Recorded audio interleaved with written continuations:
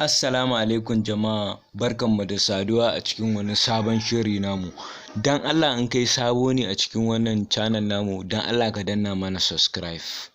To jama'a, hukumar binciken haɗura ta ƙasa AIVN ta bayyana cewa ta gano wani baƙin akwati na jirgin da ya yi sanadiyyar mutuwar shugaban sojojin Najeriya Ibrahim Atashiru da wasu jami'ai.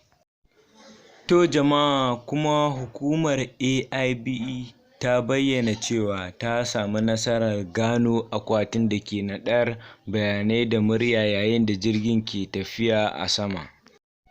Sannan kuma hukumar ta ce za ta sauke duk abin da ke ciki sannan ta yi nazari a kansa domin gano musabbabin hatsarin jirgin. Sannan rundunar sojojin ƙasa ta bayyana cewa rashin kyawun yanayi ne ya jawo hatsarin jirgin wanda ya yi sanadiyyar mutuwar COAS Atashiru.